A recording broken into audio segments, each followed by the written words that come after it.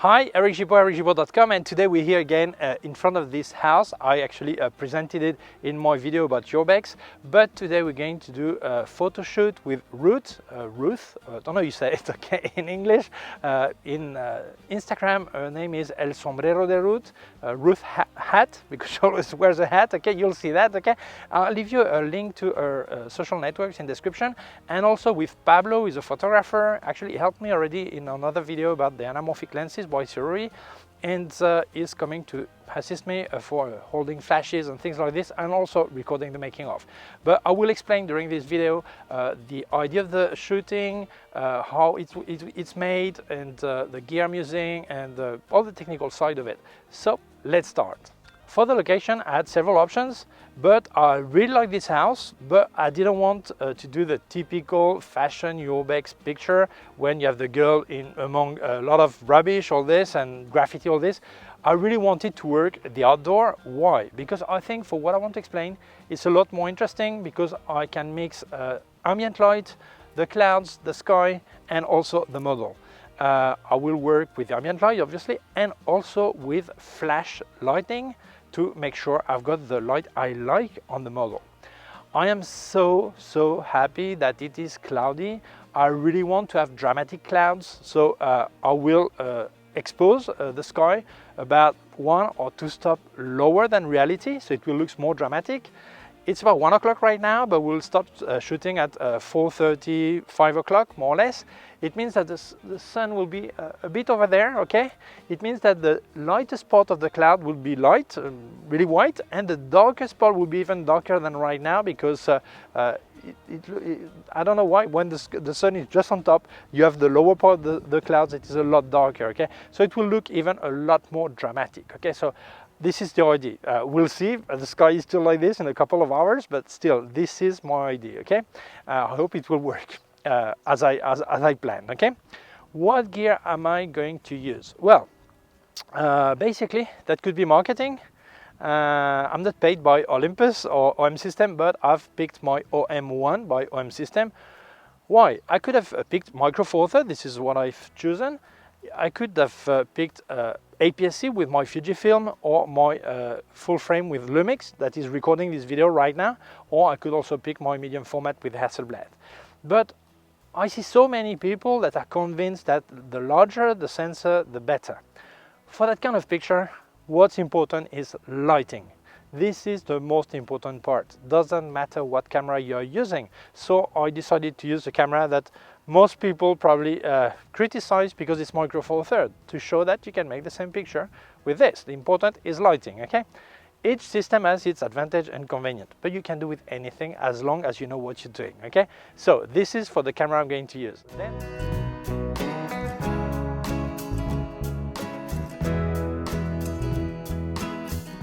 Then the lens. I will use probably the 12 to 40 millimeter, which is equivalent 24 to 80 millimeter in full frame.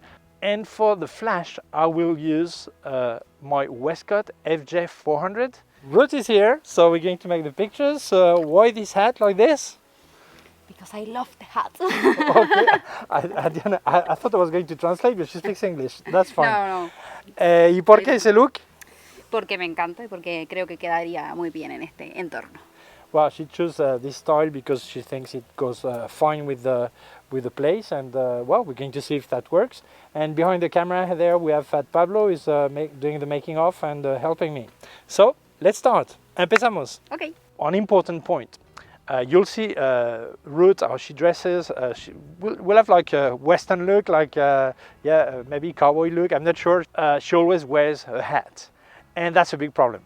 That's a big problem for the look. That's stunning, but for lighting, this is sometimes a nightmare because your flash, when you project light, it may cast a really hard shadow on the eye or half the face.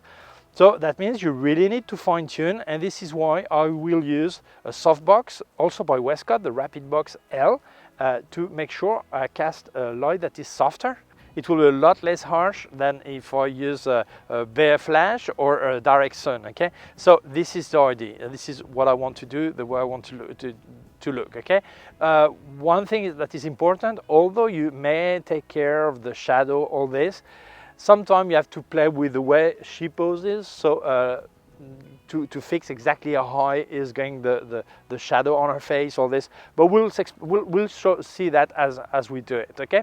So this is the idea. I hope at 4:30, 5 o'clock, it's almost 1 o'clock right now. The sky will be a bit darker, all this, but I hope it will still be cloudy and the idea will be possible, okay? Otherwise I will adapt, okay? Then I will use my Seconic light meter. I actually reviewed it here. And why? Because I need to know exactly what light I've got in the sky, what light I get on the model, all this. I need to have all this information, and for me using a light meter is a lot easier, faster and better. Not everyone does, but I prefer to do, okay?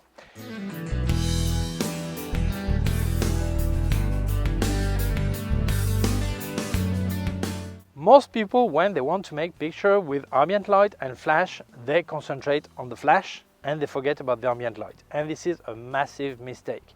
When you want to make that kind of picture, forget about the flash, forget about the model. The first thing you need to know is the ambient light. You can make a picture or you can use your light meter to measure, but you need to know what is the proper exposure, okay? And then you have three options. Keep the proper exposure, and on your picture you will see the ambient light, the ambient outside of the flash impact, I would say, as reality. Or you can make it darker. For this you just put your speed higher, or you can make it lighter. You put your speed lower, okay? And this is a theory, because maybe you would like to put your speed really high to have the ambient light really dark. But there's a technical problem. If I use my Hasselblad that synchronizes at all speed, that's no problem. But if I use my Olympus that synchronizes at up to 1/250th of a second, if I go over this speed, then I've got a dark bar because it cannot synchronize, okay? So what you will do is to go in HSS, high sync. That's one option. I don't like it because that really burns the condensers of your flash, and also it reduces the power of your flash a lot. Second option is to put an ND filter on your lens to cut the light, the ambient light, and then you put your flash at a higher power, okay? If it's possible. So this is a theory. When you make the picture, this is when you know what is the real limit. It depends on the amount of ambient light, all this, okay?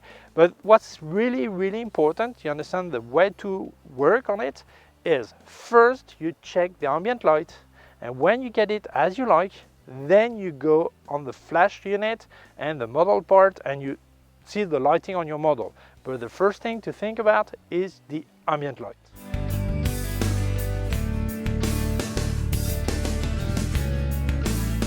Many people ask when I say that, why do you play with speed and not with aperture to cut ambient light? Well, that's really simple. If I play with the aperture, I'll cut everything. I will cut light that comes from the flash and also from the ambient light. If I play with speed, the lighting time of your flash is so short that when the picture is done, there's a long time the flash has finished. It means when I play with speed, it does not really affect the amount of light that comes from your flash on your subject, okay? So this is why you play with speed. Exception, well, if I use my Hasselblad that synchronizes at every speed, if I am on 1/2000th of a second and the lighting time of my flash is longer than this, well, obviously then that will be a problem. That will also cut this light. But for normal cameras, most cameras that don't have leaf shutter, they have really shutter in the body, then it's no problem. This is why you play with the speed to cut ambient light. If you use an ND filter, that will cut everything. Light coming from the flash unit and also from the ambient light. This is why, as it cuts everything, you will get the ambient as you like within the synchro speed, but then you will have to put more power on your flash because part of the power has been cut by the ND filter. This is the reason why you play with speed, okay? Another reason not to play with the aperture is because photography is a part of art, I would say, and you decide on the look you want to give to your picture. So you pick an aperture that will give a depth of field that you like. If you're changing the aperture all the time, f4, f2.8, f11, f16, then the depth of field will be changing all the time. So you won't have any consistency between your picture among the same photo shoot. Okay, so this is logical to pick the aperture you like for the depth of field you want, and then you don't touch it anymore. So you don't play with the aperture unless you don't have any other option. You don't play with it. Okay.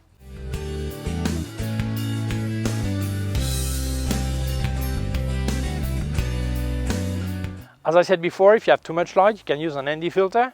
But if you're short of light, you can also play with ISO. Obviously, it will affect everything, ambient light and also light coming from your flashes, okay? But obviously, yes, if you are short of light, you can, or exposure is not good enough, you can always put your ISO higher, obviously. When you make picture, you actually play with aperture, you play with speed, you play with ISO. And from the second you use a flash, you add the power of the flash and the distance of the flash, distance from your subject, okay? The same as I said, I don't touch my aperture to keep the same depth of field and give some kind of consistency in my session. Same thing with the flash, the distance. I try to keep the same distance because if I change this distance, the light fall is different and that gives a different aspect. So I'll make a separate video one day to explain this, okay? But if you don't keep the same distance from your flash, some picture will have a different aspect than the other, and my idea is to have some consistency, okay? So take care with that. If you decide an aspect of light that you like, keep this distance, always.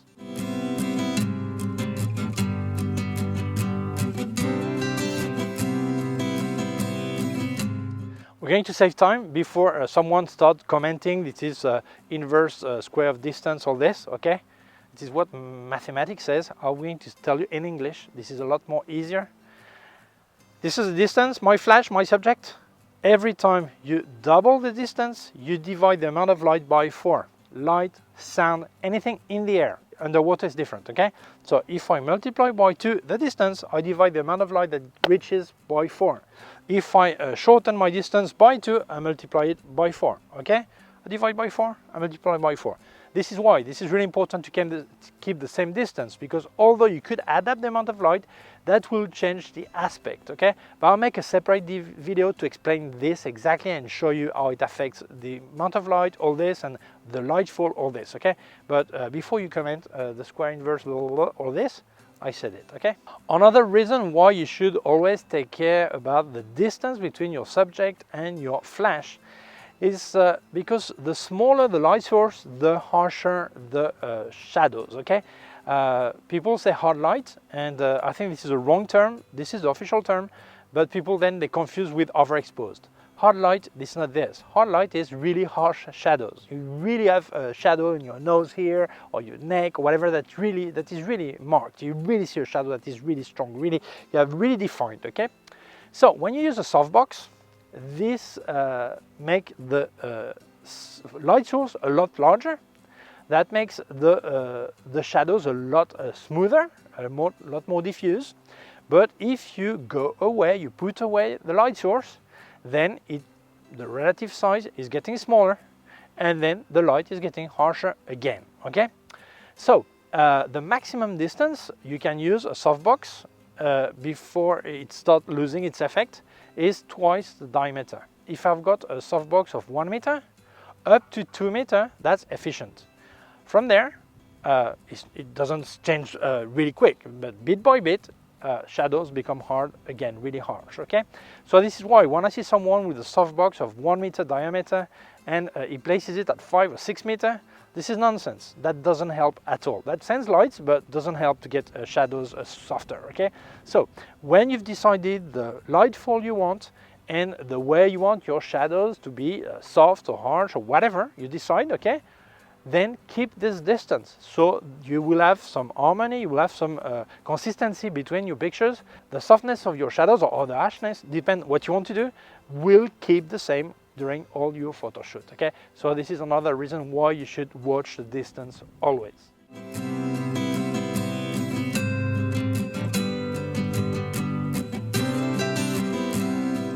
Many people, they forget that natural light coming from the sky, okay, or in your house from the ceiling most of the time, and this is the way we see each other. You see my neck is darker than my face, okay?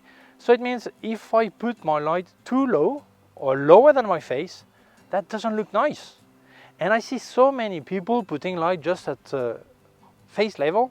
That's wrong. You should put a bit higher and about like 30, 45 degrees down. Obviously, if you really close, the light fall will make that the face will be properly lit and the body will be a lot darker. Maybe you need a larger softbox and put a bit further, okay, to have more lighting full body, okay. But when you decide the way it looks, okay, you will decide, okay, when you see it. But what's really important is that don't put your light from underneath, because it looks like a Halloween picture or The Exorcist, okay. This is really important. Always watch the direction of your light. That will give something a lot nicer, a lot more natural, okay. Okay, here I measure light. I've got 5.6 at 1/250th of a second and 200 ISO, okay? I'm measuring ambient light here, not sky, because I'm going to start around Ruth, okay? Okay, let's measure light flash, okay, here. F11, this is 2-stop difference with ambient light. This is a way to give more light to the subject, to the model. So this way Ruth is the main subject on the picture, okay? Anyway.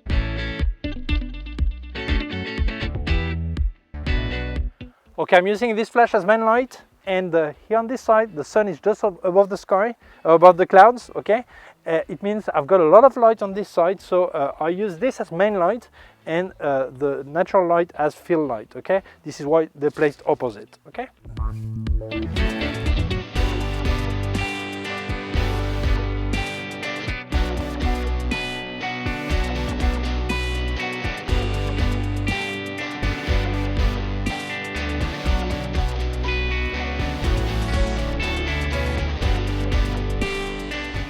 Now we're going to try to get a bit wider picture, to have spot of the sky, the flowers, all this. The problem is going to be hard to have the sky as I want and the flowers too. So I will probably in post-production darken the sky a bit, okay?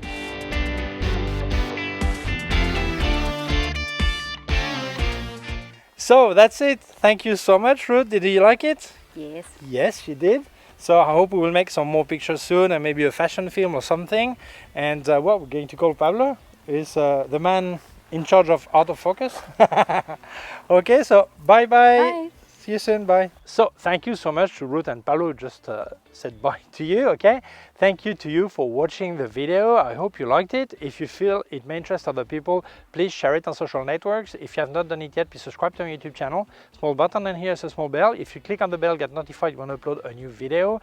My website, Gibaud.com. If you have any question, you can leave a comment below. Also leave you links of my gear on Amazon, links of everything I reviewed by K&F Concept, Sandmarc and Flashes by Westcott, more affiliated links, and also a link to my PayPal account in case you wanted to make a donation. Please take care of yourself and see you soon. Bye!